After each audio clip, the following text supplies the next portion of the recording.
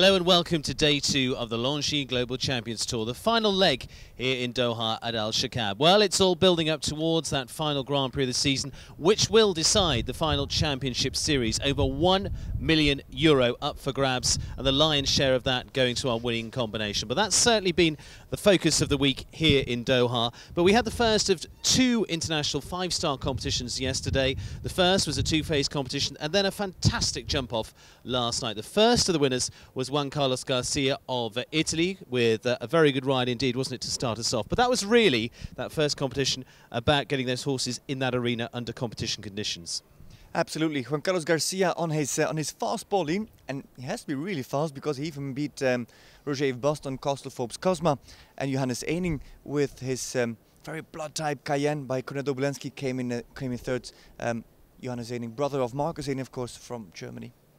And then that second competition that we had, the jump-off class, we had 14 going forward to the jump-off, which was a real showdown and a great way to start here in Doha, because we were bringing the best here, the global best here, and they fought it out last night, didn't they?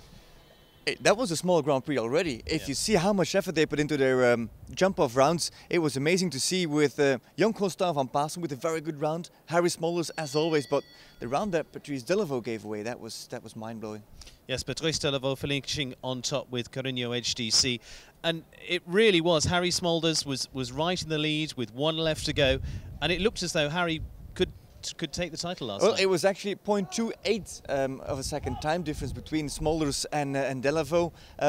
And Delaveau with the advantage of Carreño with a very big stride compared to the smaller stride of Regina, but Regina just kept coming. She's so careful, she's so sharp. But in the end, just a split second, literally, that made the difference between France and the Netherlands. Well, great competition last night, but it also gave us a chance to see those horses yesterday that are in contention for the title of this year's Longines Global Champions Tour Championship, which were the ones that really started to stand out yesterday. We've seen a lot of them through the season. We saw some younger horses, some 8-, 9-year-olds that really were up in the top few.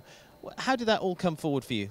Well, yesterday, basically, we saw 3 strategies because, of course, we're riding here for a lot of money. There's a lot of prize money at stake here, but it's also all about the championship. And those championship Grand Prix horses, well, they had 3 strategies. We had riders that brought their Grand Prix horses into the 145 class and took a nice and easy run. Then we're thinking about Aragon of Christian Ahlmann. There was Cedric with Laura Kraut. Cazal with Rolf Juren gave a very good impression yesterday. So did Walnut of Harry Smolders. Ego van Orti, that powerful horse of Edwina Tops Alexander, jumped very well yesterday. Then there were 2 horses that jumped the big class yesterday. There were Sanctus of Scott Brash and Lennox of Luciana Diniz. Lennox actually finishing 5th in the Grand Prix, so jumped clear and jumped a clear jump off, very fast jump off as well. And then there was the 3rd strategy, and that was Ludger Beerbaum's strategy, who didn't jump yesterday and will jump this evening's big class and tomorrow's Grand Prix on Chiara. Well, and looking through those horses, there was no holding back, as you say, yesterday. Those Grand Prix horses in there, some of those that you've picked out, and we go back to the order of the table for the Longines Global Champions Tour Championship.